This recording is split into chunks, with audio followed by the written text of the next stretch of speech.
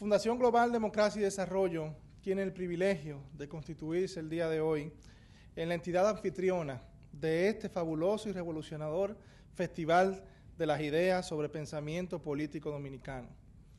Tener la oportunidad de formar parte de esta interesantísima iniciativa que nos lleva a analizar en forma descriptiva y analítica el pensamiento político dominicano desde la ruptura colonial hasta nuestros tiempos, o sea, en forma retrospectiva y luego en una forma de perspectiva, definitivamente ofrece a quienes se puedan nutrir de estos encuentros una visión integral de las ideologías políticas en el ámbito histórico local.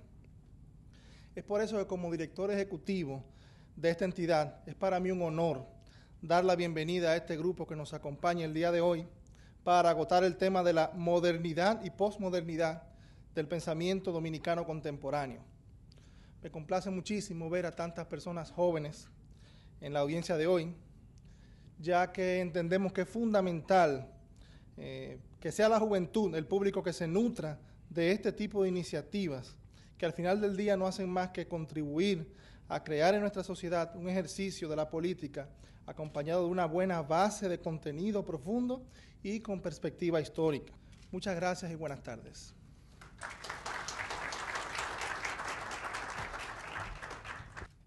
Desde sus inicios, la modernidad proclamó plena confianza en sí misma. Protegida por sus propios relatos y sus símbolos seculares, asumió el progreso, la razón y la pasión como camino, según ella, irreversible hacia el logro de la plenitud humana. Henchida de gloria, en gran parte merecida, la modernidad presentó su razón y su fin, acompañada de un amplio menú de promesas, de conquistas, destacando rupturas libertarias, poderes compartidos, justicia, equidad y ciudadanía responsable. Observamos con perplejidad una modernidad cansada, sobregirada, que parece haber olvidado los sintagmas de sus ideales y los ideales propios de la Ilustración.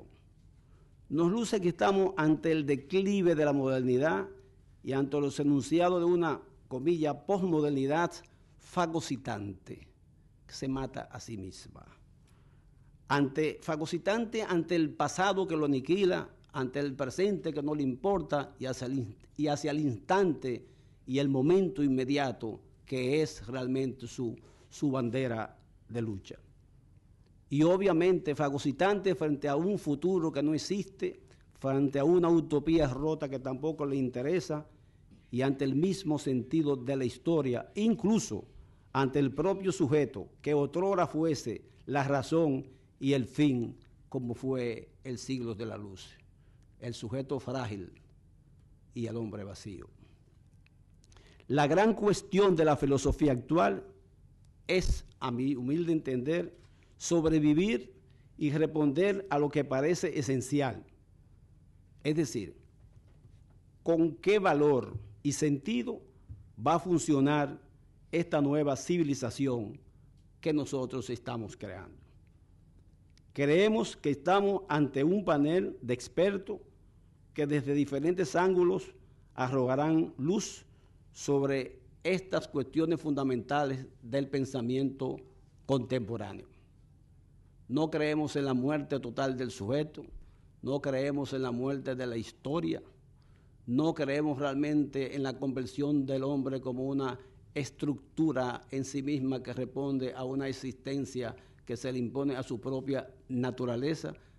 Creemos realmente que estamos ante una crisis civilizatoria, ante una crisis de ideas, en definitiva, ante una crisis esencialmente filosófica. Como comencé hablando de razón y de sentido, puedo decir que nuestra inquietud en esta tarde parece ser, ¿qué será? ¿La razón del fin o el fin de la razón? Ojalá esta breve interpretación no permita realmente disfrutar una exposición como expondrá el profesor Morla, primer orador de esta tarde. No quiero, lo voy a hacer lo mismo con Morla, como con Marcos, como Odalis. Tienen un currículo bastante amplio. Voy a dar una síntesis nada más de lo que pueda hacer de aquellos puntos importantes a los efectos concretos para que el tiempo vaya a favor de su exposición y de las preguntas que luego nosotros podamos hacer. Morla tiene alrededor de 30 años luchando en el departamento de filosofía, haciendo filosofía con los profesores, haciendo filosofía con los alumnos, haciendo filosofía en departamentos fuera de la propia égira de humanidades y sacando la filosofía a otros espacios de las cívitas nacionales. Morla no se tranquilizó realmente con los estudios, muy bien hechos por cierto, de filosofía pura en la universidad. Entró en una gran problemática de reflexión sobre ciencia, tecnología y pensamiento, en el cual tuve el honor de participar como formador de formadores en ese entonces, haciendo su especialidad. No se tranquilizó ahí y pasó realmente a trabajar fuertemente con un pensamiento muy importante que se estaba librando ya, que venía desde preocupaciones clásicas hasta preocupaciones ya del hombre concreto en crisis de Heidegger. Todo el pensamiento de los existencialismos, porque fueron muchos, pasa a ser un gran preocupador por el derribe de la modernidad y obviamente no perdiendo fe, con mucha objetividad, entra con el profesor Derrida y comienza a trabajar fuertemente una crítica a la desconstrucción. Yo creo que estamos ante la presencia de una persona que ha acompañado con su vida, con su trabajo y pensamiento, a todo lo que ha sido el devenir del pensamiento filosófico en la República Dominicana. Ahora, un punto importante de su ponencia, y no sé cómo se le ocurrió, fue muy bueno. En vez de irse a lo que fue la patrística del pensamiento filosófico clásico nuestro en este país, cosa que hubiese sido bueno, buscó un elemento quizás pensando en este escenario que estaba aquí, y ahí proclamo la virtud de su presencia. ¿Cuál fue? Buscó profesores que están todos vivos, buscó profesores que están todavía produciendo, buscó profesores que fueron compañeros de aula de los dos, y trabajó fuerte, y que han trabajado fuertemente con Marco y han trabajado con Odalis en diferentes instancias del pensamiento, y de esos pensadores que están ahí, vivos todos, él trae ahí cuál ha sido el debate de las ideas sobre modernidad y posmodernidad de esos profesores universitarios, filósofos contemporáneos.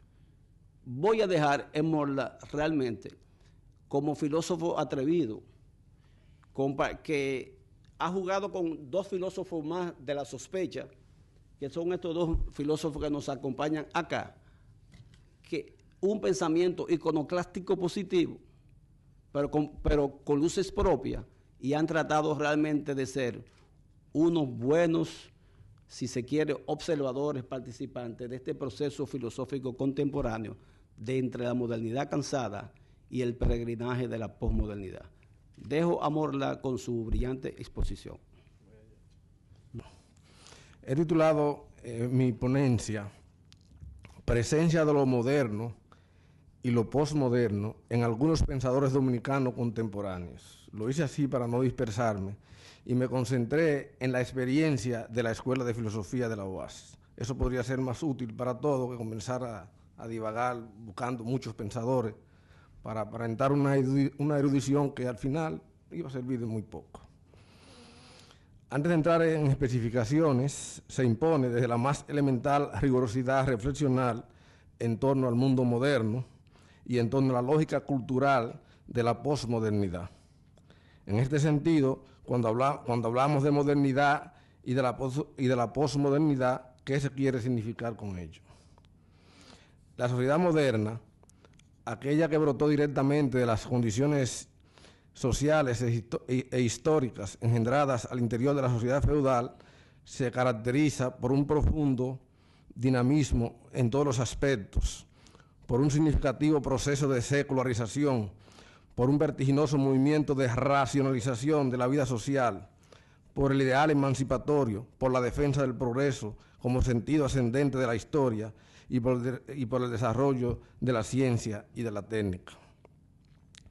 Hay que decir que todos los modos de producción premodernos y precapitalistas tendían al conservadurismo y a la inmovilidad económica y social. En cambio, la sociedad moderna representa, al decir de Marx, una revolución continua en la producción, una incesante conmoción de todas las condiciones sociales, una inquietud constante distingue la época burguesa de todas las épocas anteriores. Todas las relaciones estancadas, cito, y enmohecidas con su cortejo de creencias e ideas veneradas durante siglos quedan rotas. Las nuevas se hacen añejas antes de haber podido osificarse. Todo lo estamental y sagrado se esfuma, todo lo sagrado es profanado y los hombres al fin se ven forzados a considerar sus condiciones y sus relaciones recíprocas. Eso decía Marx en el Manifiesto Comunista y yo creo que tiene toda su actualidad. Los logros materiales de la modernidad son indiscutibles. En el espacio de pocas décadas se produjeron en Europa transformaciones que cambiaron la faz del viejo continente de manera permanente e irreversible. ¿Qué clase social impulsó todos esos cambios? El sujeto social que impulsó las revoluciones económicas, políticas y sociales en Inglaterra y Francia fue la burguesía. La ideología que le anima es la ideología de la Ilustración. Para que no haya confusión, no es lo mismo modernidad que ilustración, aunque una no existe sin la otra. La Ilustración es la culminación, es el momento más elevado del proyecto moderno, encabezado por la burguesía europea en el siglo XVIII. Las consignas orientadoras de estos hombres fueron la libertad, la igualdad y la fraternidad. Ahora bien, la Ilustración tuvo una diversidad de manifestaciones en función de cada país. No es lo mismo la Ilustración en España que en Francia, ni en Francia que en Inglaterra y así sucesivamente. Las categorías básicas para entender la modernidad ilustrada son las siguientes: libertad, igualdad, fraternidad, razón, crítica, progreso, felicidad, tolerancia y naturalismo. No hay que estudiar cada una de ellas, pero sabemos que la libertad, la igualdad y la fraternidad son las tres consignas directrices de ese proceso. También sabemos que es imposible entender en profundidad el tema que nos ocupa sin esclarecer la idea de que los hombres del siglo XVIII tenían de la razón, del ejercicio de la crítica y la idea del progreso de que eran portadores. Este esclarecimiento nos ayudará a entender la reacción posterior de los postmodernos. En el transcurso del movimiento ilustrado europeo del siglo XVIII, todas las manifestaciones de la libertad humana alcanzaron un importante punto de desarrollo y madurez. En este sentido se habló de libertad personal, política, pública, social, de acción, de palabra, libertad de cultos y libertad de ideas. La razón ilustrada no es una facultad, sino su despliegue reflexivo y crítico para comprender la sociedad y la naturaleza, abrir paso a un mundo de bienestar y felicidad para todos.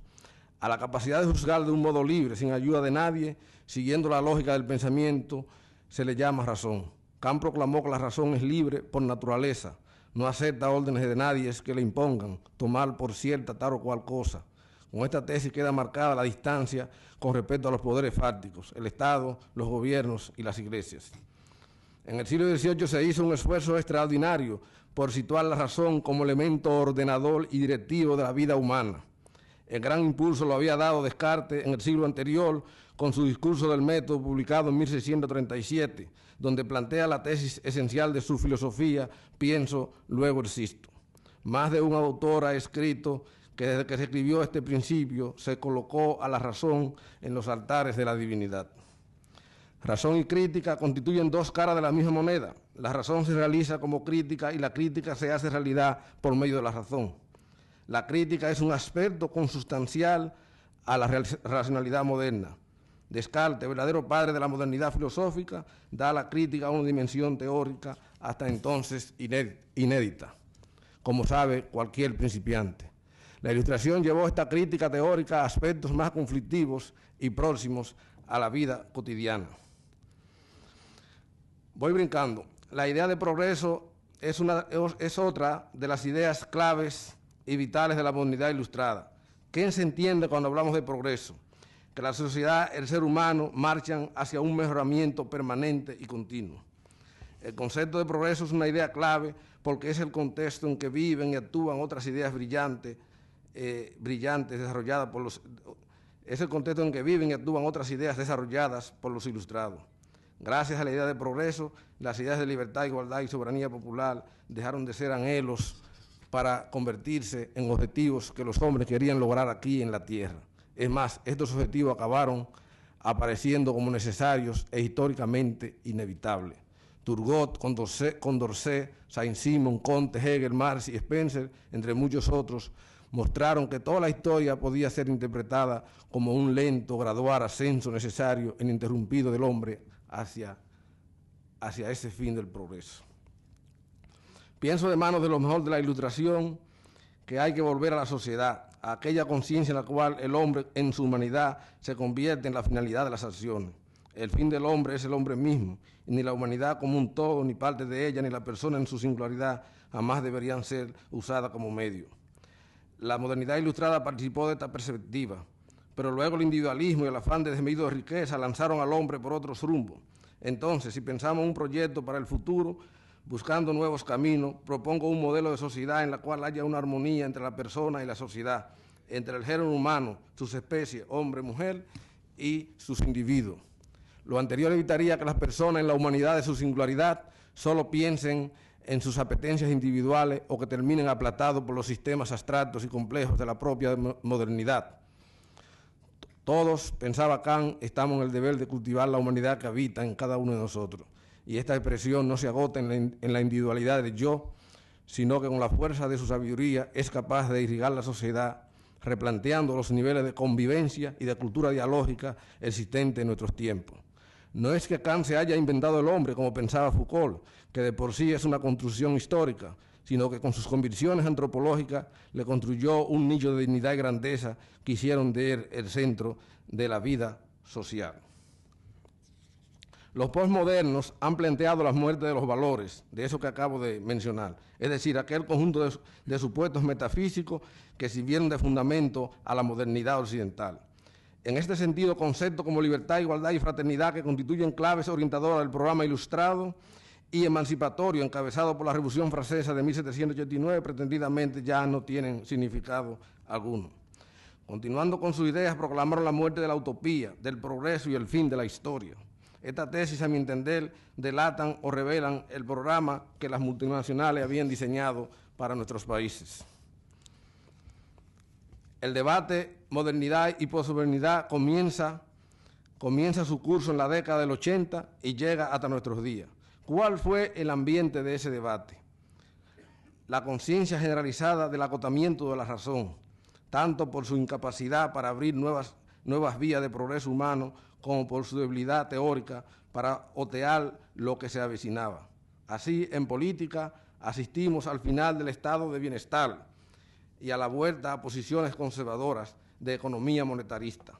En ciencia presentamos el boom de la tecnología, la cibernética, la robótica, abren un horizonte incalculable a las incapacidades humanas. En el arte se ha llegado a la imposibilidad de establecer normas estéticas válidas y se difunde el eclecticismo, que en el campo de la moral se traduce en la secularización sin fronteras de los valores, lo constituye para algunos una fuerza subversiva incalculable en nuestros tiempos. Ahora vamos a algunas aplicaciones a todo este marco teórico que he creado. Ya volé un paquete de párrafos para poder ir al centro del asunto. En la Escuela de Filosofía de la UAS, que es el espacio de reflexión y trabajo intelectual que tomaré como referencia para estas reflexiones, los pensadores pueden dividirse entre modernos y posmodernos. Entre los modernos tenemos a Miguel Pimentel, a Alejandro Albelo, a Lusitania Martínez y a Julio Minaya. Y a Andrés Merejo, que por cierto se encuentra por ahí, y entre los posmodernos tenemos a Ramón Leonardo y a Edinson Minaya. Miguel Pimentel nació en 1951 y es egresado de la Facultad de Humanidades, donde estudió Filosofía y Letras. Su mayor prestigio intelectual le viene por su obra Hostos y el positivismo en Santo Domingo, un texto escrito desde el horizonte intelectual del marxismo, que es uno de las expresiones de la modernidad, el marxismo, específicamente el materialismo dialéctico e histórico. Por eso las categorías de ideología, clase social, sociedad y burguesía están presentes a lo largo del texto. También se siente la influencia en Pimentel del libro La ideología alemana, donde Marx trabaja la clásica contraposición entre materialismo e idealismo, la cual a mi entender maneja magistralmente. Que las ideas del licenciado Miguel Pimentel están movidas por el paradigma marxista, la teoría crítica por excelencia de la modernidad, se pone de manifiesto cuando tiene que asumir la crítica de la teoría de los tres estadios con que Comte divide la evolución de la sociedad humana, a saber, el teológico, el metafísico y el positivo. Dice Pimentel, la ciencia del materialismo dialéctico ha demostrado el carácter antihistórico y dogmático de la tríada kantiana. A propósito de ella, Chernyshenko afirma, jamás ha habido un periodo teológico de la ciencia. La metafísica, en el sentido en que la entiende Augusto Comte, tampoco ha existido nunca, cierro la cita. Las autoridades intelectuales que a menudo cita Miguel Pimentel son Marx y Lenin y los académicos de la escuela marxista soviética. Las obras mencionadas a menudo son la ideología alemana, materialismo y pragmatismo de Lenin y el diccionario filosófico de Rosenthal y Uden. En el libro Modernidad, Posmodernidad y Praxis de Liberación, otro texto de 2002 de Miguel Pimentel, que es un texto ya maduro, en el capítulo 7, titulado Modernidad y Transmodernidad desde la Praxis de la Liberación, donde este intelectual dominicano nos recuerda que las consignas orientadoras de la Revolución Francesa son la libertad, la igualdad y la fraternidad. Y algo muy importante e inusual en nuestro medio, de los dos conceptos de razón, la razón como instrumentalización del sujeto y dominio, y la razón como medio de liberación, Miguel Pimentel se define francamente por esta última y lo dice claramente de la manera siguiente. Para los pueblos pobres y subdesarrollados, la vía racional para alcanzar e iniciar una revolución hacia el desarrollo y una vida digna, decente y humana como criterio universal de progreso es solo posible convirtiendo las nociones abstractas del pensamiento burgués en realidades sociales históricas concretas, en un proceso complejo en el cual los sujetos, los procesos y los sistemas estén orientados por una praxis de liberación, de reconocimiento de las diferencias y de solidaridad entre situaciones históricas de vida que marquen distancias, desigualdades, heterogeneidades y ciertos niveles de intercambio dispar de los productos del trabajo, de la creatividad técnica y artística y del goce y usufructo de la naturaleza. Cierro la cita.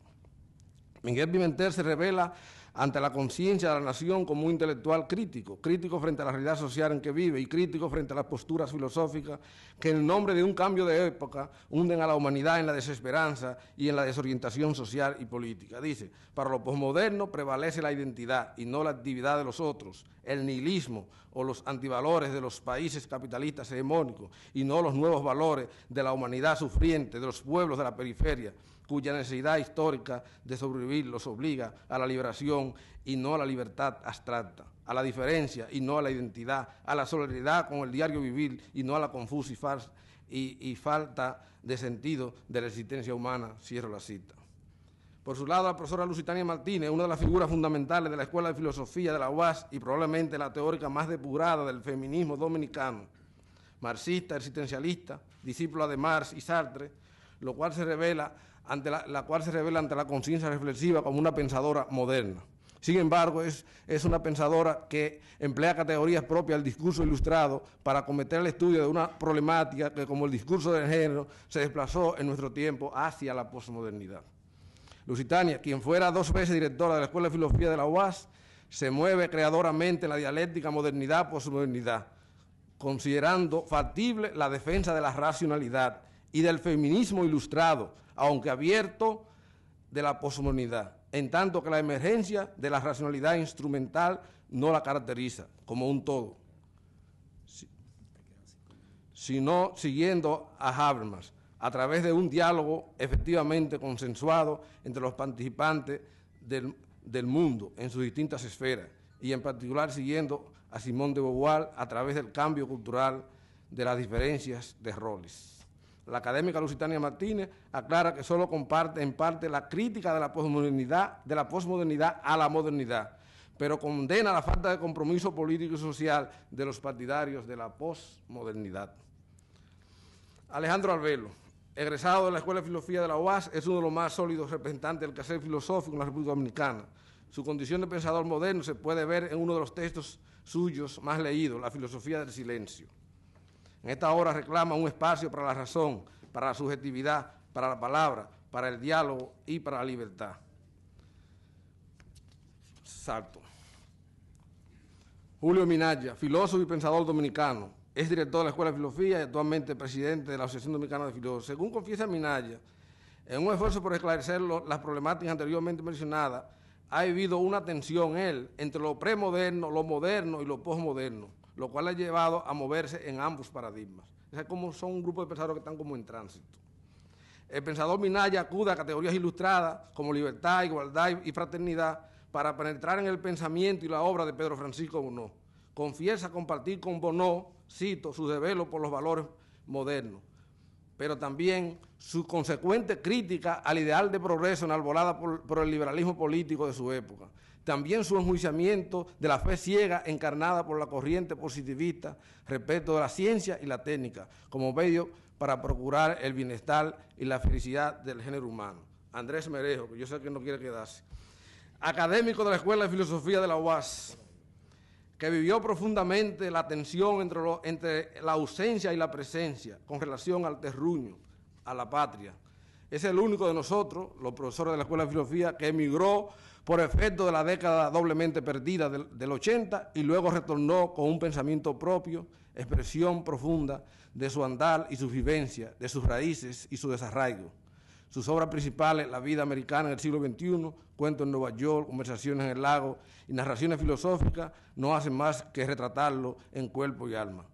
Mi pensamiento filosófico, dice Andrés Merejo, es de condición moderna, en cuanto a herencia de la Ilustración, el marxismo, el existencialismo, poética y complejidad. Sin embargo, en este punto de partida convergen con la posmodernidad, ya que aborda otros problemas como son los de la sociedad de la información, el conocimiento y el ciberespacio.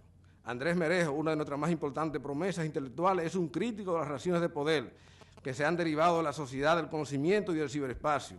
Como ilustrado, defiende el valor de la libertad del sujeto en relación con los nuevos medios y está profundamente empeñado en elaborar una visión crítica de la búsqueda de una nueva perspectiva cognitiva y de valor social adecuada al mundo global y local de la República Dominicana. Su obra, La República Dominicana en el ciberespacio del Internet, lo ponen así de manifiesto. Merejo, que actualmente es catedrático de la Escuela de Filosofía, emplea categorías ilustradas en su filosofal sobre el ciberespacio.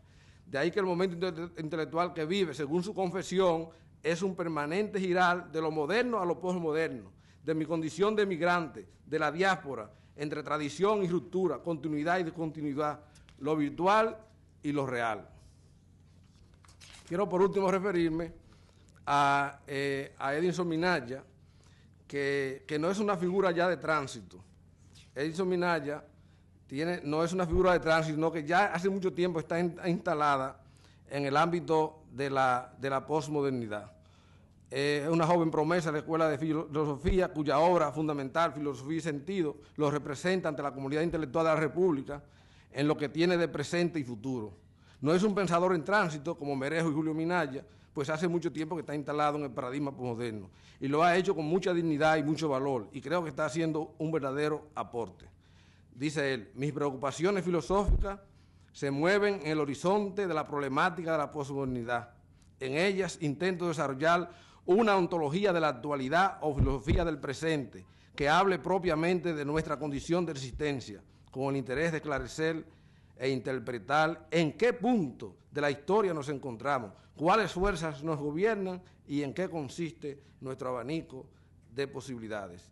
La presencia de Edinson Minaya tiene sus antecedentes en la obra nietzscheana. Las pretensiones de Edinson Minaya tienen sus antecedentes en la obra nietzscheana, la cual no le quita originalidad. Las categorías principales que orientan su quehacer son las siguientes: ser, devenir, acontecimiento, entropía, realidad, sentido y existencia. Su línea de investigación son las teorías hermenéuticas contemporáneas, la metafilosofía, la filosofía contemporánea y la fenomenología del sujeto. Muchas gracias. Muchas gracias, profesor Morla. No nos equivocamos cuando decíamos que estamos ante la presencia de una nueva manera de hacer filosofía. Una filosofía que se parece a la gente y probándole al país que el pensamiento todavía tiene mucho espacio en la República Dominicana. Vamos ahora realmente en un nivel de complejidad a pasar a la presentación de un pensador que él mismo es el mejor portador realmente de sus líneas propias. Me acuerdo que tendría 16 a 17 años. Me dijo, profesor, quiero estudiar lingüística y semiología y semiótica en ese mismo orden. ¿Te acuerdas? Yo venía del teatro. Estaba trabajando en teatro, en análisis del texto literario, en poesía. Y me acuerdo que se apareció con un libro de Jean-Baptiste Vico, In Baumgarten, en aquella época, donde el único que hablaba de eso en este país era el gran maestro Pedro Mir, en su clase sobre filosofía de estética, y que pertenecía a un parnaso particular en la Facultad de Humanidades, acompañado con René del Risco, y también le acompañaba el profesor Avilés Blonda, Papo Vicioso y eso. En ese marco de referencia, ese jovencito me dijo a mí, quiero irme a estudiar a Europa, a la escuela donde hay un profesor rumano que yo quiero estudiar.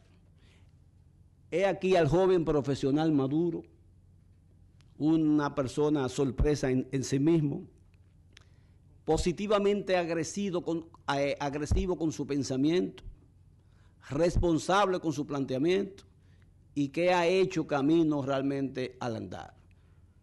Me permito decir que comparto la iconoclastia de su sentir cuando piensa y que gracias a ella ha mantenido una línea de pensamiento muy importante para esa juventud que está ahí y que creo que pueden encontrar nuevos espacios de filosofar con una cosa práctica, como lo es la literatura, como es las artes en generales, como lo es el texto en cualquiera de sus manifestaciones, como lo es la recurrencia más ordinaria que tiene el ser humano y más sublime como es la palabra, como es la imagen en toda su significación, y todo eso él ha hecho un solo discurso de semiótica, semiología y filosofía del texto y de la literatura, y está pasando una parte más agresiva ahora, a la semiótica de la interpretación histórica.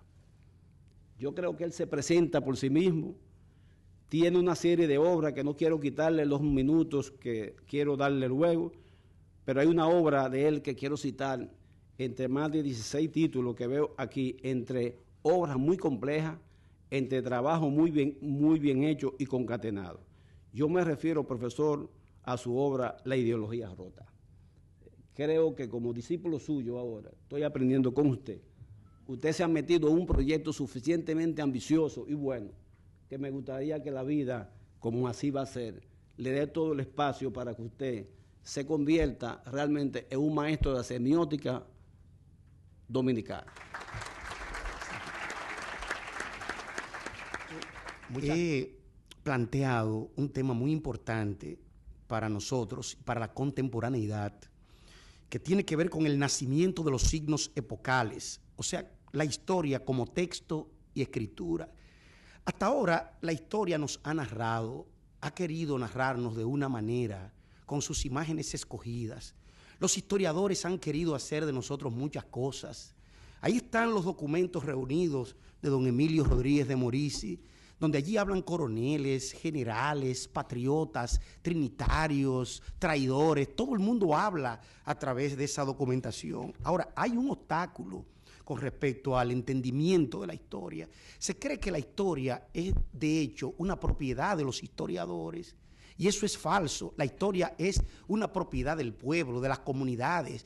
Es realmente un espacio para médicos, ingenieros, periodistas, educadores. Es realmente un, como dirían los franceses, usage de signes, o sea, un uso de signos epocales que tienen una inscripción directa en la contemporaneidad. Un teólogo psicoanalista y antropólogo llamado Michel Desserteau escribió un libro muy importante a propósito de la escritura de la historia, también de la escritura de la historia como invención de lo cotidiano. Y allí el mundo era el mundo de la toma de la palabra, ¿Pero de quién? De los espacios públicos, de los espacios privados, de los sujetos históricamente determinados. A partir de esa propuesta en Latinoamérica se ha revolucionado la noción de historia, historiografía e historiar.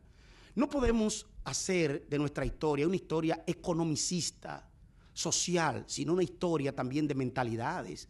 La historia, por ejemplo, de los temblores de tierras, la historia de las lluvias, aguaceros, la historia realmente de los ciclones, la historia de los temblores políticos, sociales, la historia del imaginario, la historia inmediata, la historia de la vida privada, o sea, una concepción amplia de la historia que no tenga que ser necesariamente de la literatura o de algunas instituciones.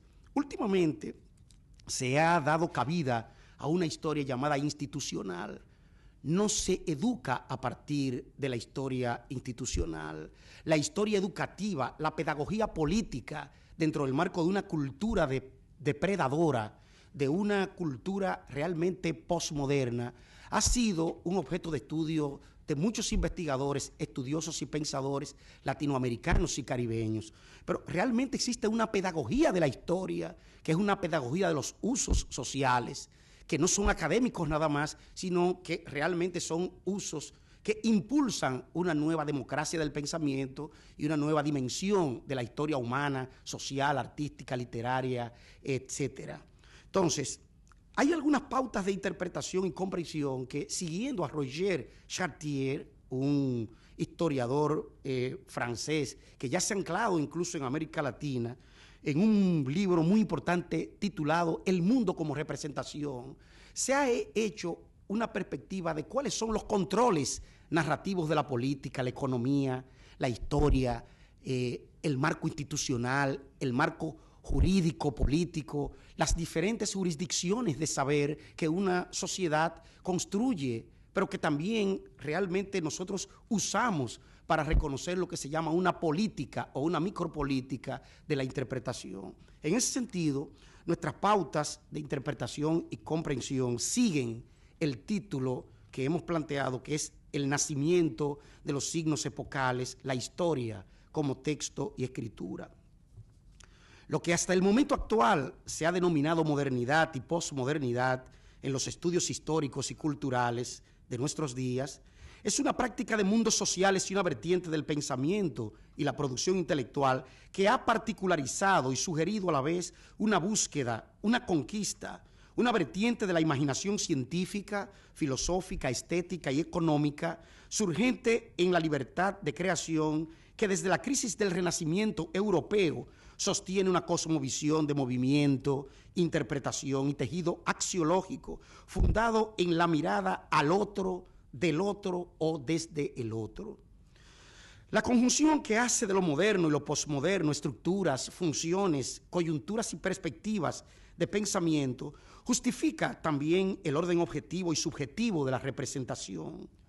En el caso del pensamiento dominicano, podemos advertir ciertas claves y trazados que empalman con la política de la historia, con cardinales significativas que activan los diversos imaginarios políticos y sociales, imaginarios que son propiciadores de una estética y a la vez de una fenomenología y una hermenéutica dinámica del pensar en la República Dominicana. Estas tendencias realmente se han querido alejar de lo que es una academia pública y una academia privada. Sin embargo, esas tendencias europeizantes formadas realmente en el marco de la modernidad están presentes en el pensamiento, en pensadores, en textos escritos por políticos, abogados, cientistas dominicanos que realmente contribuyen al desarrollo de un pensamiento plural, poliglósico y no monoglósico, polidiscursivo y no monodiscursivo.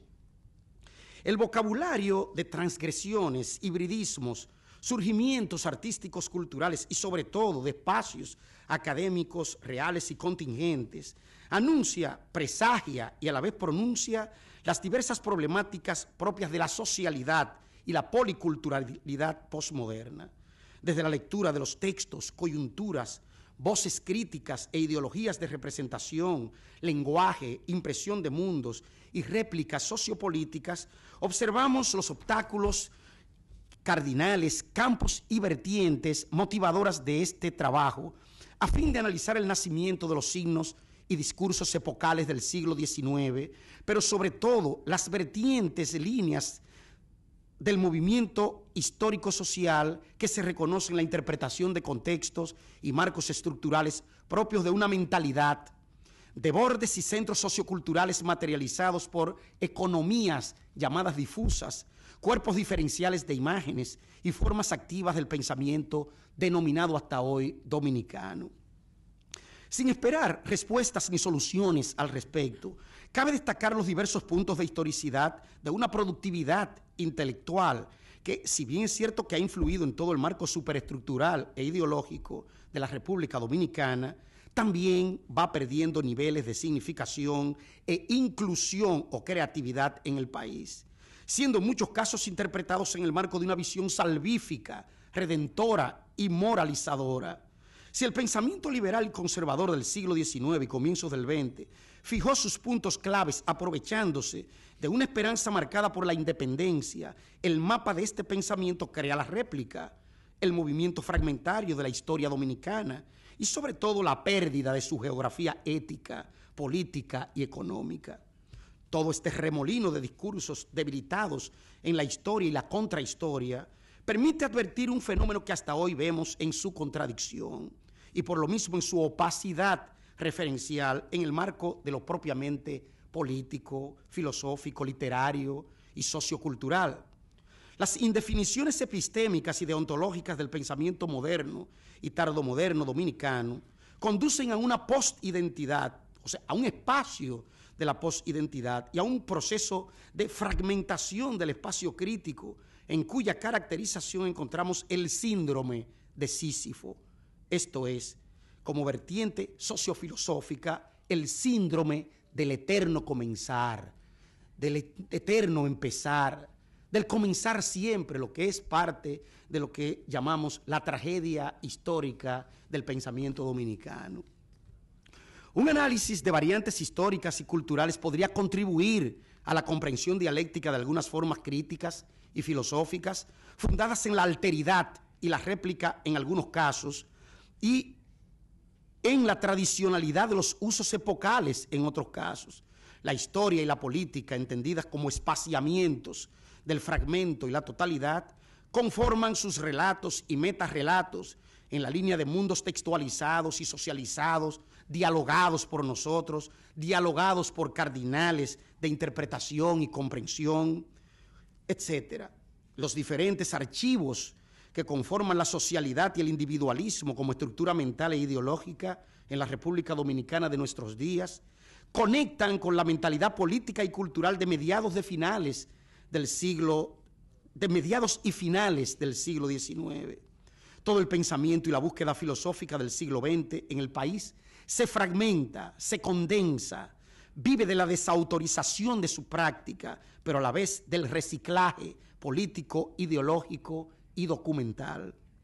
El nacimiento de los signos epocales se reconoce entonces en su propia geografía imaginaria, cultural, económica, axiológica, en cuyo pronunciamiento podemos observar el relato histórico, las diversas narrativas ideológicas en torno a la nación, a lo nacional y el nacionalismo. Es entonces cuando el sujeto político y cultural se constituye como texto, escritura y acción ideológica. De ahí su fragmentación en el arqueado de la modernidad y la tardomodernidad. La noción de archivo es una noción importante porque no es una noción ligada al papel, al documento, sino al reconocimiento, a lo que se ha grabado, como diría Derrida, a la mnemé, o sea, a la memoria, a aquello que soporta, aquello que está en las memorias humanas, no solamente en los libros, no solamente en las cartillas, en los instructivos, sino en el decir de los sujetos públicos y privados, en ustedes que están aquí escuchándome, en mí que estoy hablando sobre la base de una cardinal política pública, donde la proliferación de los signos y significados realmente nos hace entendernos, nos hace autorizar o desautorizar, etc. No podemos negar en este sentido la exterioridad significante e interpretativa de los discursos históricos y políticos, con toda la implicación de la incertidumbre documental que asalta al investigador y estudioso de las estructuras históricas y literarias. Hay un aspecto que es importante realmente declarar. El historiador hasta ahora ha creído que la vida del documento es la vida de la historia. Ha creído que el documento es la historia. El documento es solo un interpretable semántico, algo que vale en la medida en que nosotros los interpretamos. O sea, si nosotros no interpretamos los documentos, el documento no tiene valoración de juicio, no tiene lo que se llama una contextualización, no habla, más bien oculta, que es lo que ha pasado en esos documentos históricos que realmente nos muestran los historiadores a nivel de cifras, tablas, comparaciones aritméticas y demás, pero que no resuelven nada, no explican, no desnarrativizan la vida social, o sea, no suponen al sujeto a una comprensión histórica y realmente intrahistórica para que pueda comprender su propia identidad, sus propios recursos, sus propias agenciaciones políticas, epistemológicas, educativas, estéticas y demás. De ahí que la relevancia de la huella epocal interiorice en los ritmos y movimientos económicos e históricos el significado ocultado y desocultado de acontecimientos que, en nuestro caso, permanecen en el umbral de la transparencia cultural, escondiendo todo aquello que reposa en la narración extraoficial y que depende de la conciencia informativa del lector intérprete de los signos epocales. Se trata de relatos, estructuras modernas y tardomodernas, de narrativas ideológicas y culturales, de modos de representar, de argumentar o narrar la nación, de localizar la nación y la identidad, de ajustar o desajustar el país como conjunto y espacio de diferencias históricamente determinadas. Ningún intento programático logrará periodizar, canonizar, clasificar y estructurar de manera total el enunciado histórico y crítico, implementando a través de focos narrativos, intertextuales y fundacionales, configuradores del relato epocal y del estado político vigente. La historicidad de la visión profana, así como el espesor de la visión sacralizadora o desacralizadora, convierte en la mirada crítica en significado materializado por los actores sociales y por sus diversos hablares ya registrados por los mecanismos de memoria, de presión histórica y por unos puntos que son importantes de entender: el arraigo y la función de los llamados signos originarios, la teología de la historia, la teoría crítica de la historia, lo que se llama la semiótica de variantes históricas, ha hecho un fundamento, ha construido un mundo que realmente nos explica, nos motiva y nos conduce a entender lo que son nuestras mentalidades, nuestros abismos históricos y nuestras referencias de pensamiento. Esa estructura es una estructura de una comunidad histórica y lingüística constituida por avances lentos y torsiones violentas, particularizadas a través de la economía, la política, la religión, el lenguaje, la educación, la literatura, el arte y todas las formas ideológicas vecinas enmarcadas en la superestructura. Las instancias y regiones señaladas caracterizan la periodización y la utilidad del significado mediante declaraciones, testimonios, documentos. La prensa dominicana, revistas y periódicos están llenos de estos ejemplos, pero nosotros advertimos estos ejemplos solamente como información seca, no como consecuentes argumentativos de una historia inmediata que es la historia contemporánea, esa historia donde la posmodernidad destruye, desencanta, corrige y hasta niega los discursos impuestos. Las tensiones gubernamentales se convierten entonces en tensiones de poder, en tensiones del poder político, en determinantes de los diversos períodos republicanos de la segunda mitad del siglo XIX y a todo lo largo del siglo XX. En los documentos para la historia de la República Dominicana, compilados por Emilio Rodríguez de Morici, existe la revelación y relación de formas históricas divididas y validadas por la interpretación tradicional de los textos y documentos, pero que, de todos modos, dicha interpretación no agota el significante histórico-cultural que en la cronología se expande mediante el argumento, la demostración y la conclusión en los resultados finales de toda lectura ideológica. Los diversos cronotopos Esos cronotopos son estructuras temporales y espaciales que realmente conviven con nosotros, que nosotros las conformamos, pero que realmente hace de nosotros lo que se llama un ente que puede ser ventrílocuo, mimético o al mismo tiempo poseedor de una voz propia. El cronotopo, en el marco de la poética o de la tipología poética bakhtiniana, abarca lo que es el ensayo, la novela, la poesía, el testimonio y algunas formas de la menipea, o sea, de esas presentaciones paródicas que hace que el discurso de la cultura se convierta en un diálogo interno, en un diálogo público y contextualizado. Ya sabía yo que me iban a pasar ese...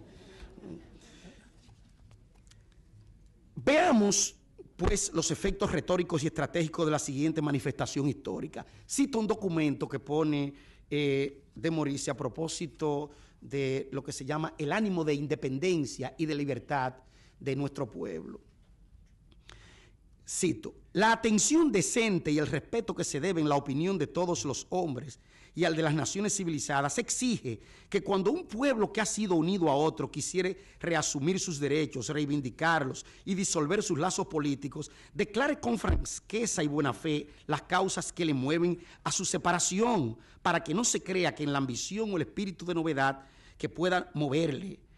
Nosotros creemos haber demostrado, digo, estoy leyendo el documento tal y como es, con sus debilidades y con sus lagunas. Nosotros creemos haber demostrado con una constancia heroica que los males de un gobierno deben sufrirse mientras sean soportables.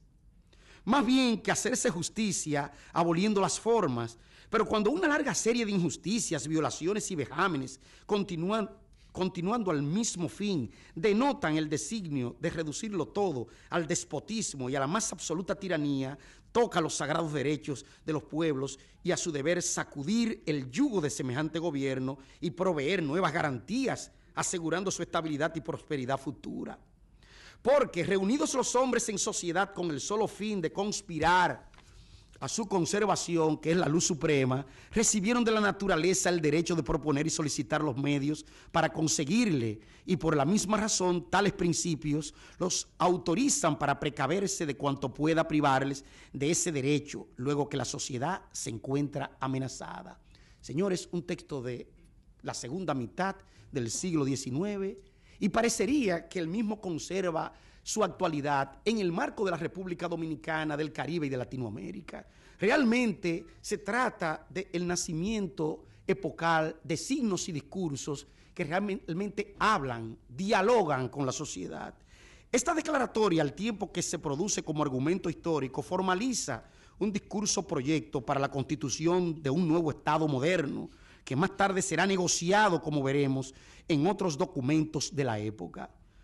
O sea, cito los mismos documentos de la época. La historia produce los diversos topoi y logoi de una crítica en germen. Topoi, lugares comunes. Logoi, fórmulas escritas comunes. Se utilizan esos grecismos porque los términos son en griego antiguo.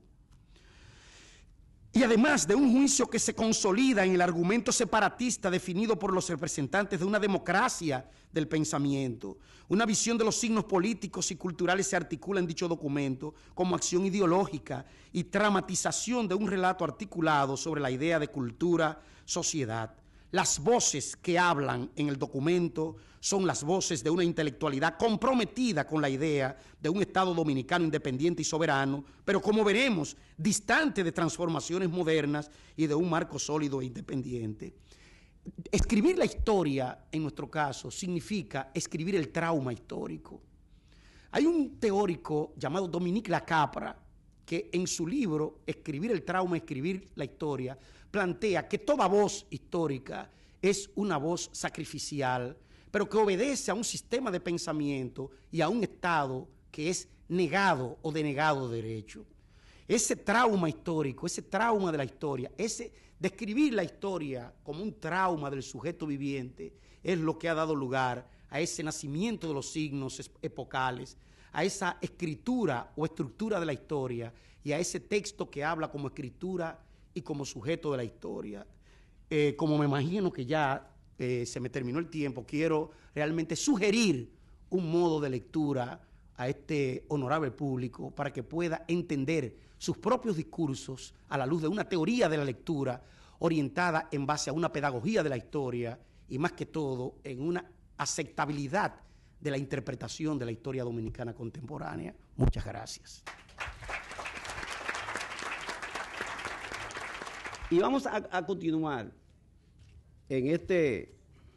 con este evento con una persona como Marco Villamán.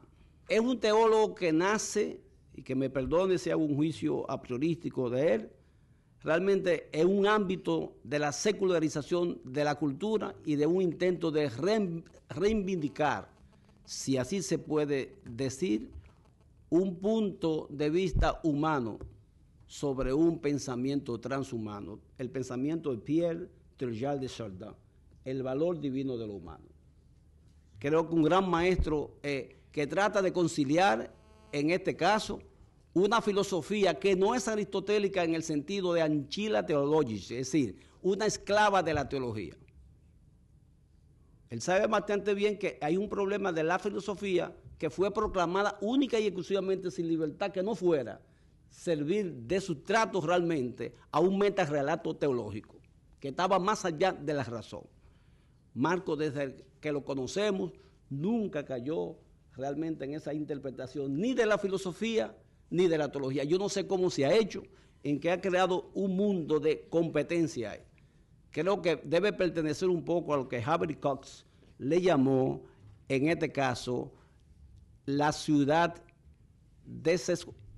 él decía, la sociedad, óigame bien, desacralizada. Havery Cox. ¿Cómo llegó realmente a interpretar teológicamente un discurso teológico? ¿Cómo llegó a interpretar una filosofía que era de la cotidianidad y proclamaba todavía la apertura realmente a que un ente podía trascenderse a sí mismo y trascender con el pensamiento y al mismo tiempo trabajar en prácticas societales de concreciones históricas específicas?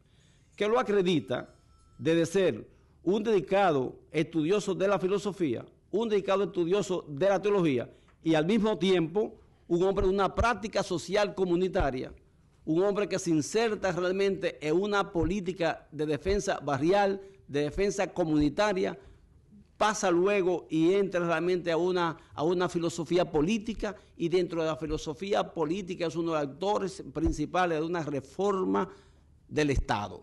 Y dentro de una reforma del Estado, todavía específicamente a uno de los actores principales de lo que sería la nueva Constitución de la República, donde se está pensando desde una óptica de filosofía política contemporánea. Por lo tanto, estamos entrando acá en tres filósofos que tal vez alguno pensó que iban a estar por las nubes y cayeron en unos niveles, y van a caer en el tercero, en unos niveles de concreción sumamente importantes. Para aprovechar y de un minuto nada más, saludar la presencia de doña Ligia, que también ha hecho su entrada triunfal en el campo de la filosofía, para que conste, ella en un consejo siguiente, por ahí que hubo, oyó a alguien que dijo, filosofía y ciencias sociales, como si las dos fueran distintas. Me gustó mucho realmente cómo respetó la idea, pero cómo dejaba claro que esa percepción de hacer parcela, de hacer esta topografía del pensamiento ya no era válida. Y lo mostró el compañero que acaba de hablar ahora. ¿Cuál fue el ángulo de él? Filósofo de la literatura, filósofo de la imagen, filósofo de la palabra. Sin embargo, fue reconocido en su propio discurso como un constructor de un pensamiento integrador a favor de una nueva ciencia social. El que entra y lo oía hablar podía decir que era sociólogo, podía decir que se estaba trabajando de un filósofo, y no sospechaba que él estaba trabajando con un ángulo multidisciplinario. Esa multidisciplinaridad es la que Marco nos va a introducir ahora, con una interpretación de la modernidad, la posmodernidad y la modernidad atrasada, o lo que se llama la tardomodernidad, y la perspectiva que hay dentro del pensamiento dominicano con relación a este estadio de la modernidad que se le ha llamado posmodernidad. Marco, espero que esta jerga que acabo de explicar, usted lo presente en un elemento de concreción en el tiempo que usted sabe manejar. Muchas gracias, Víctor Hugo. Gracias. Yo voy a trabajar básicamente en perspectiva de ciencias sociales, pero evidentemente la incursión teológica es inevitable en mi caso, porque se cuela de vez en cuando. Y yo llamé a este papel, este paper, Posmodernidad y sensibilidad epocal en República Dominicana, para indicar que en República Dominicana hay una nueva época con sensibilidad específica desde este tiempo, y que está esto presente en las ciencias sociales, pero que no siempre está en ella explicitada.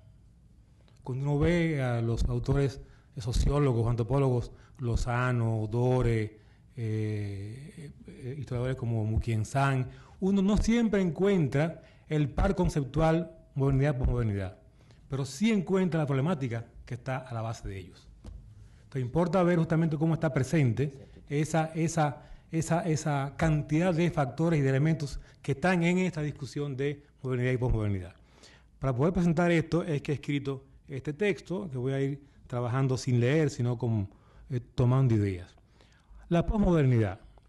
La posmodernidad es quizás el hecho cultural más relevante de este tiempo.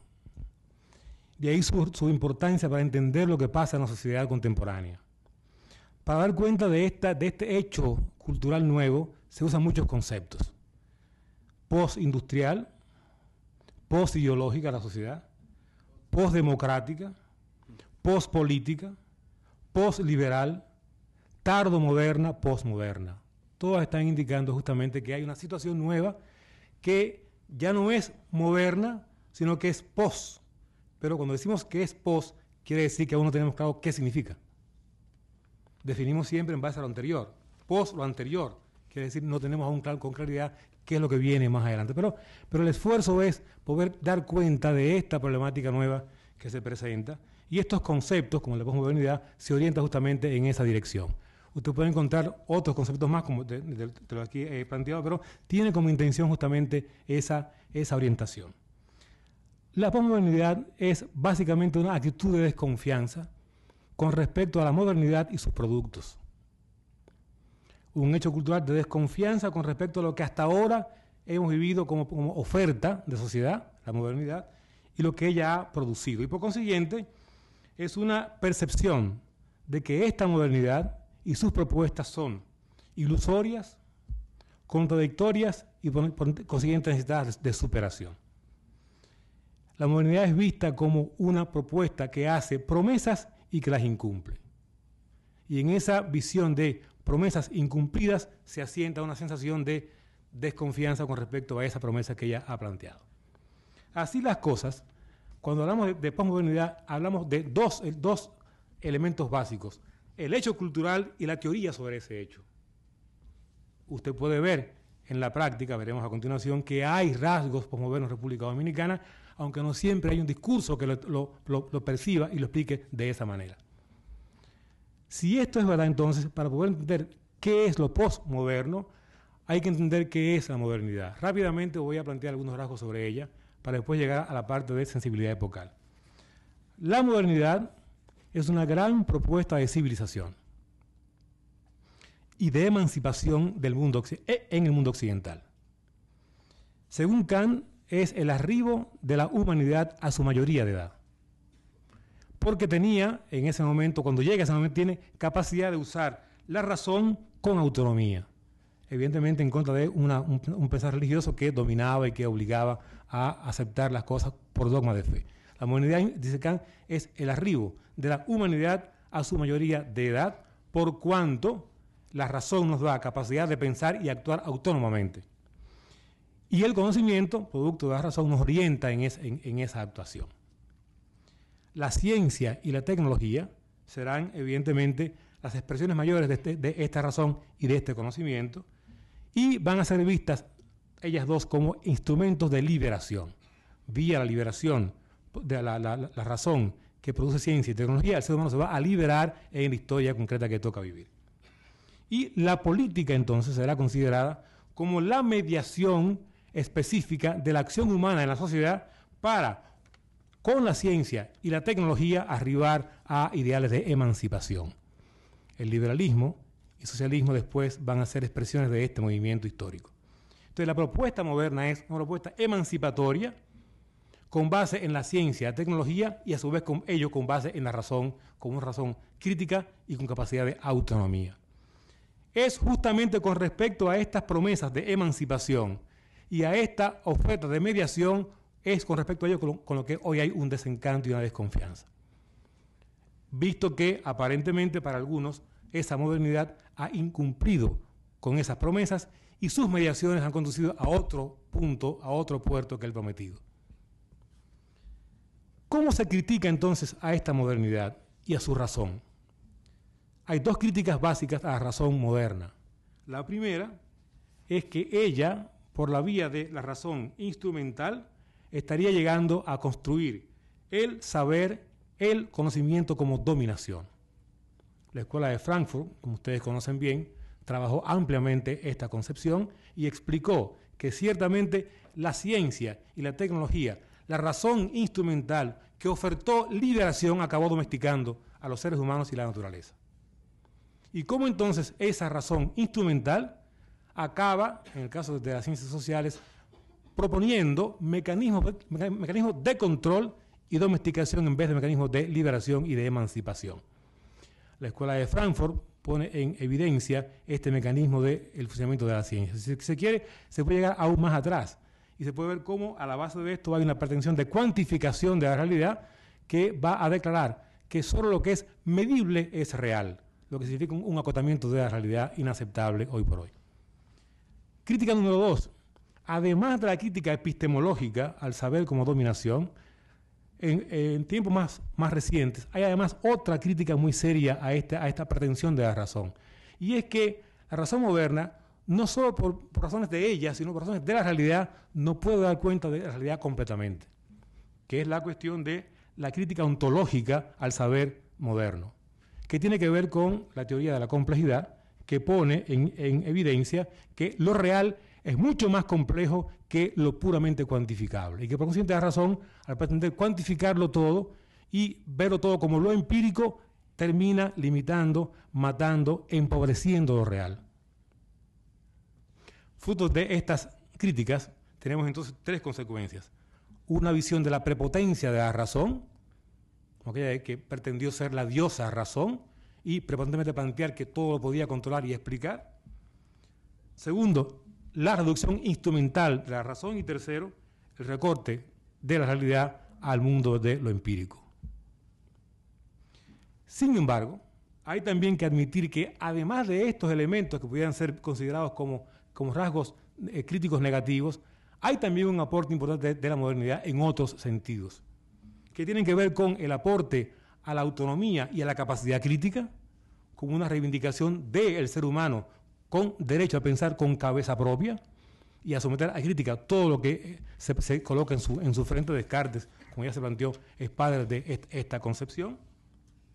El aporte a la visión del ser humano como un ser subjetivo, el sujeto, si bien es verdad que siempre hemos sido seres humanos individuales y personas, sin embargo la modernidad trae la visión del sujeto como intimidad y como exterioridad. Esa visión subjetiva es un aporte invaluable de la modernidad.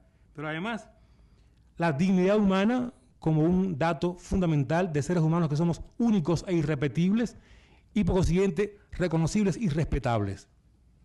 La democracia y finalmente el ideal emancipatorio que ya se mencionó de libertad, igualdad y fraternidad. Estos son aportes en positivo.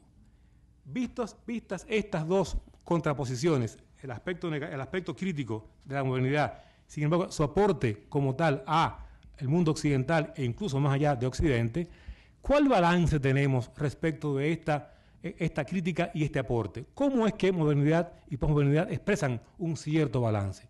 4 posiciones quiero plantear rápidamente acerca de este balance. Primero, la de Habermas. Como ustedes saben, Habermas es un pensador alemán que viene también de la Escuela de Frankfurt, viene del marxismo en gran parte. Habermas, aún vivo y aún produciendo, cada vez que se sienta escribe un libro, es una cosa impresionante, Así es. Habermas plantea que la modernidad es un proyecto inacabado, inconcluso.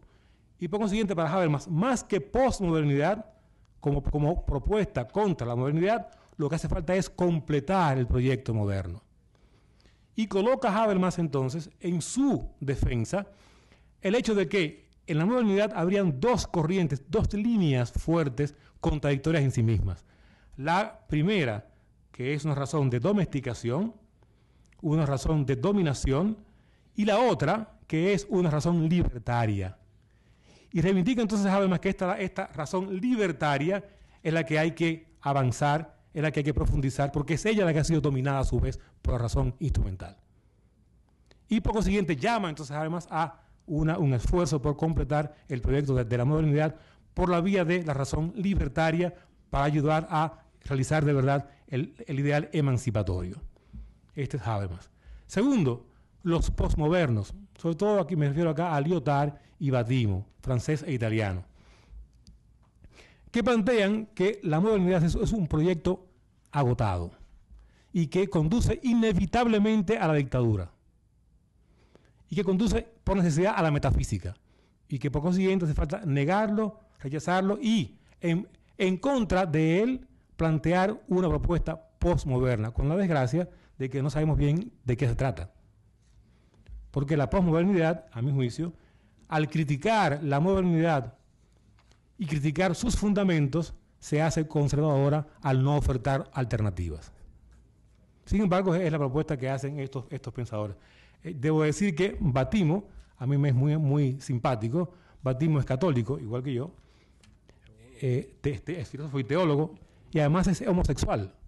Y desde ahí es que piensa Battimo, y propone entonces un sujeto débil en contra de un sujeto fuerte que pretende plantear la modernidad. Tercero, Labastida, que es un pensador español latinoamericano, que plantea muy ricamente, como balance, que el problema está en que la modernidad efectivamente está agotada y que hay que reivindicar una posmodernidad. Sin embargo, señala Labastida que esa posmodernidad también tiene dos posibilidades. La primera, una posmodernidad de la decadencia, que sería aquella que se entrega al fracaso, no acepta el desafío de avanzar y de crear, se entrega al presente y se complace con él y por consiguiente se hace conservadora. Para Labastida esta es una posmodernidad de la decadencia. Y plantea él no, falta una de la resistencia, que es, de nuevo con Habermas, la recuperación de la matriz libertaria de la modernidad y su reivindicación para una sociedad actual que sea capaz de ser alternativa. Y finalmente, para el caso de América Latina, Hinckelhammer y Quijano, economista y sociólogo. Ambos se ubican en esta última corriente. Hinckelhammer hace un trabajo excelente de economía, política y filosofía. Tiene un libro que parodia un poquitito el texto de Kant, que se llama Crítica a la razón utópica, donde plantea Hinckelhammer la necesidad de, pasando por la crítica de las utopías, concretar un proyecto de liberación a partir de los sectores excluidos de América Latina. Y cómo entonces, en esos sectores excluidos, negros, negras, indígenas, mujeres, etcétera, hay racionalidades diferentes a la moderna y a la posmoderna, desconocidas, desde las cuales podemos tener capacidad para concretar y plantear alternativas de sociedad para responder a este fracaso de la modernidad y a una posmodernidad de la decadencia. Este es un cierto balance, como ustedes ven, son 4 posturas con respecto a la modernidad. Sin embargo, en todas ellas hay una sensación de que ciertamente la modernidad aparece como promesas incumplidas y la desconfianza sigue estando presente con respecto a sus ofertas. Y esa desconfianza con respecto a la propuesta moderna y a sus mediaciones es lo que va creando una desconfianza y una sensibilidad epocal nueva, que paso a explicar en este momento de qué se trata. Y que a mi juicio está presente en todo lo que uno encuentra en República Dominicana, en autores contemporáneos, al discutir la realidad dominicana. Cuando uno piensa en cuáles rasgos están presentes en esta sensibilidad epocal, uno encuentra varios. Lo voy a decir rápidamente para que no me pasen los 5 minutos. Primero, hay una pérdida social del sentido, que tiene que ver con una crisis seria de valores, crisis de la política, crisis de las ideologías y crisis de las formas sociales tradicionales como la familia, el matrimonio, etc. Hay una crisis brutal de esos elementos como producto de ese desencanto con lo que decíamos antes y con una razón que ordenó la sociedad en cierta forma y que después entra en crisis. Segundo, hay una ausencia de confianza en los proyectos y las utopías, una tendencia a no pensar en que el futuro como utopía sea posible, sea positivo, y por consiguiente aquella capacidad de la utopía de ser un horizonte para la acción se pierde. Yo le digo siempre a mis estudiantes que la utopía es, para un caribeño, cuando uno va al malecón, y en el malecón uno mira hacia el mar, cuando uno ve el horizonte, esa es la utopía. Cuando usted entra y navega hacia ella, se aleja el horizonte. Sin embargo, sin ese horizonte, usted no sabe para dónde va. Esa visión de la utopía se ha perdido. Y en contra de eso se ha insistido en otros elementos que veremos a continuación. Siguiente rasgo, la sensación de que estamos viviendo en un mundo complejo e impenetrable. En la guagua pública, cada vez que hay elecciones y hay tranque electoral, usted oye una frase que es muy, muy decidora. ¿Y qué va a pasar ahora? Ellos son los que saben. O sea, hay un grupo de gente que quién sabe quiénes son, que son ellos, y ellos son los que saben. Yo no sé, si yo no entiendo qué es lo que pasa, es un mundo complejo y para la gente impenetrable. Y ante esta crisis financiera, más todavía. La dificultad de entender lo que pasa. Siguiente, un tiempo de incertidumbre y un tiempo de riesgo. Como no hay nada seguro, sobre todo yo digo para los más y las más jóvenes, es sumamente complicado estar todo el tiempo tomando decisión. Que ya nada ahí está fijo, como decía Marx y parodia Marshall, todo lo sólido se desvanece en el aire. Y por consiguiente los referentes para la acción ya no están claros, y eso hace que los jóvenes y las jóvenes tengan que estar todos los días tomando decisiones fundamentales, y eso cansa, eso genera un cansancio existencial que es brutal. Y por consiguiente la tendencia es a vivir el presente como presentismo. Lo que vale es el presente, el pasado no existe, ya murió, además estuvo allá la equivocación, y el futuro, quién sabe qué pasará.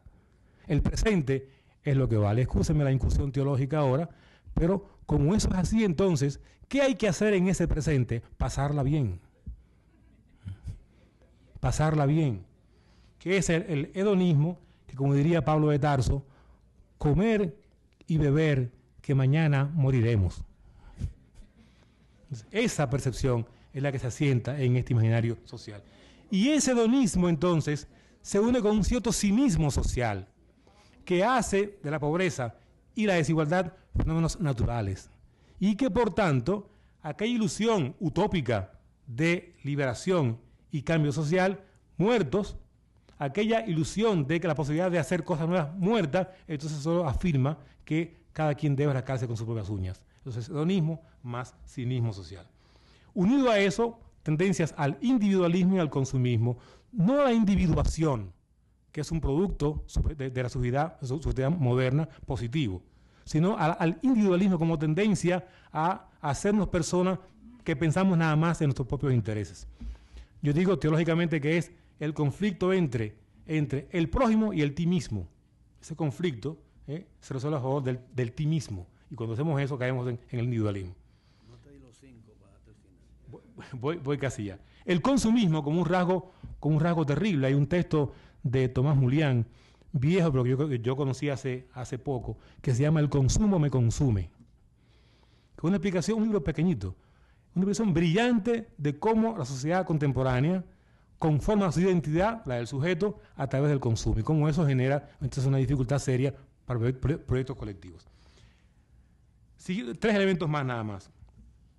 La tendencia a la reclusión en el espacio microsocial, la pluralidad, la diversidad y el relativismo cultural y ético, que se decía antes, y finalmente la vuelta de lo religioso. En este punto me toca mucho porque parte de mis estudios son en sociología de la religión, y cualquiera que pase por la capital hoy, en un barrio o lo que sea, se dará cuenta que el paisaje religioso ha cambiado. Usted antes iba a un lugar y decía, ¿dónde está la iglesia? Y le decían, allí. Era la católica. Hoy quién sabe dónde está. Porque hay 15. Hay una vuelta del hecho religioso para bien y para mal, porque a mi juicio viene básicamente en clave fundamentalista, lo que realmente es antidemocrático. Siguiente punto. En ese contexto surgen entonces sujetos nuevos que no siempre alcanzamos a entender.